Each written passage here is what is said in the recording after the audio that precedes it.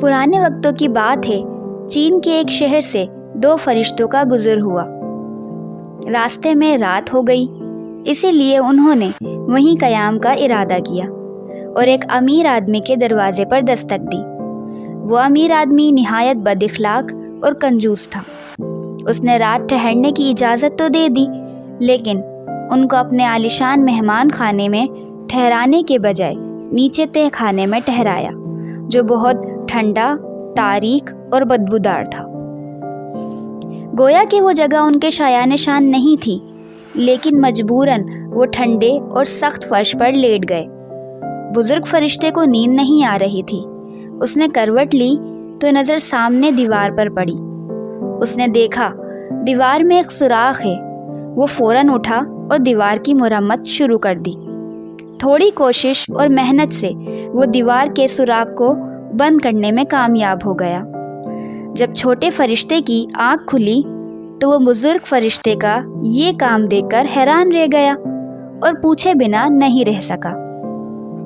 اس بد دماغ شخص نے تو ہمارا ذرا لحاظ نہیں کیا، اور آپ ہیں کہ اس کی ٹوٹی دیوار بھی مرمت کر دی۔ برخوردار، حقیقت وہ نہیں جو نظر آتی ہے، بزرگ فرشتے نے مختصر جواب دیا۔ پھر وہ وہاں سے نکل کر آگے چل پڑے۔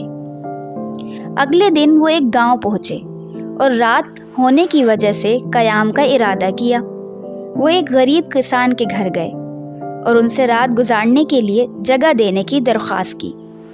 کسان اور اس کی بیوی بہت خوش اخلاق، مہربان اور مہمان نواز تھے۔ انہوں نے فوراً اپنے گھر کی سب سے اچھی جگہ ان کے سونے کے لیے خالی کر دی اور جو کچھ بھی گھر میں موجود تھا کھانے کے لیے پیش کر دیا۔ آرام دہ بستر پر انہوں نے بڑے سکون سے رات بسر کی۔ صبح جب ان کی آنکھ کھلی تو دیکھا کہ کسان کی ایک لوتی گائے مری پڑی تھی۔ کسان اور اس کی بیوی اپنی گائے کے لیے رو رہے تھے، جو ان کا کل اثاثہ تھی۔ اس کا دودھ بیچ کر ہی گزر بسر ہوتی تھی۔ چھوٹے فرشتے کو یہ دیکھ کر بہت افسوس ہوا۔ آپ نے یہ سب کیوں ہونے دیا، جبکہ آپ کو پتا تھا کہ یہی ایک گائے ان کا کل اثاثہ ہے؟ اس نے بزرگ فرشتے سے پوچھا۔ حقیقت وہ نہیں جو نظر آتی ہے، بزرگ نے صرف اتنا کہا اور وہاں سے نکل کر اپنی راہ پر چل پڑے۔ بتائیے، آپ نے ایسا کیوں کیا؟ پہلا شخص جس کے پاس ہم ٹھہرے تھے وہ بہت امیر تھا، پھر بھی آپ نے اس کی مدد کی اور اس کی ٹوٹی دیوار بنا دی، جبکہ یہ کسان غریب تھا اور گائے کے علاوہ اس کا کوئی آسرا نہ تھا۔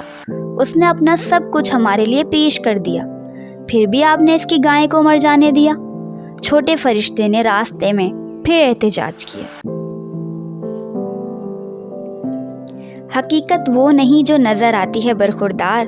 جب ہم امیر آدمی کے گھر ٹھہرے تھے تو میں نے دیکھا کہ تہہ خانے کی دیوار میں خزانہ دفن تھا، جو اس سوراخ سے ظاہر ہو رہا تھا اور باہر آ سکتا تھا۔ سوچو اگر امیر آدمی کو وہ خزانہ مل جاتا تو وہ اور زیادہ بد دماغ ہو جاتا۔ اس لیے میں نے اس خزانے کا منہ بند کیا تھا۔